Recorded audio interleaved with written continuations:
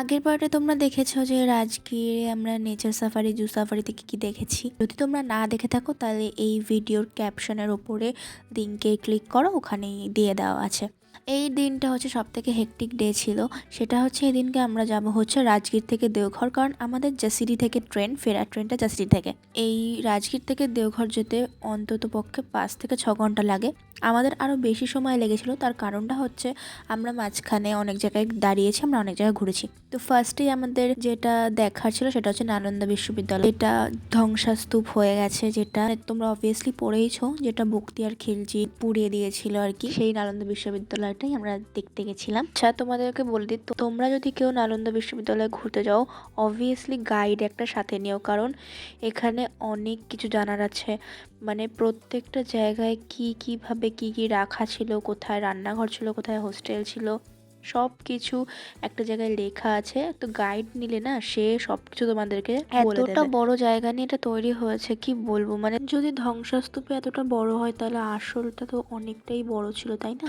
তো দেখে খুবই খারাপ লাগছিল যে যদি এটা ঠিক থাকতো বা যদি এটা না পুড়ে ছাই হয়ে যেত, তাহলে হয়তো আজকে আলাদা জায়গায় যেত আমাদের ইন্ডিয়ান কালচার, ইন্ডিয়ান সায়েন্স, এইগুলো সবই এখন চোখের সামনে দেখছিলাম, এখানে পড়ছিলাম। প্রত্যেকটা জায়গায় লেখা ছিল কোনটা কি মনেস্ট্রি ছিল, কত নম্বর মনেস্ট্রি ছিল, সবটাই এখানে একটা জায়গায় সাইডে লেখা আছে। এখানে স্ক্যান করেই তোমরা পড়তে পারো, অবশ্যই তোমরা দাঁড়িয়েও পড়তে পারো, স্ক্যান করে যারা তোমরা হাঁটতে হাঁটতেও পড়তে পারো।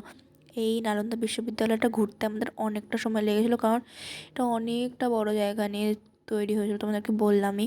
তো ঘুরতেও একটু বেশি সময় লেগে গেছিলো। দেন আমরা ওখান থেকে বেরিয়ে গেলাম হচ্ছে পাওয়াপুরি, যেটা হচ্ছে জলের ওপর, মানে জল মন্দির। যেটা পাওয়াপুরিটা এত সুন্দর জলের ওপর তৈরি, ওটা হচ্ছে একটা জৈনদের মন্দির। পাওয়াপুরির ভেতরেও ফোন অ্যালাউ ছিল না, তো আমরা নর্মালি জাস্ট সামনেটুকু ভিডিও করেছি। তো জলের ওপর না পদ্ম ফুল ফুটেছিল, ওইটা দেখতে এত ভালো লাগছিল।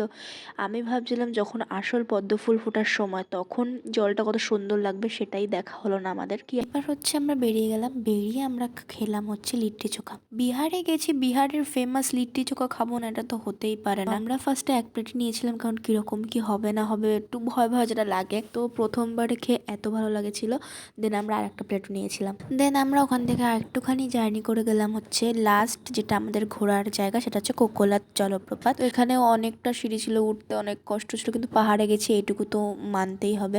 তো তোমাদেরকে শোনায়, এখানে এত সুন্দর লাগছিল জলের আওয়াজটা। দেন ওখান থেকে আমরা ডিরেক্ট চলে গেলাম দেওঘর, অনেকক্ষণের জার্নি করে। দেওঘরে গিয়ে আমরা কি করেছি সেটা তোমাদের পরের ভিডিওতে দেখাচ্ছি। ততক্ষণ তোমরা এই ভিডিওটা লাইক করে দাও।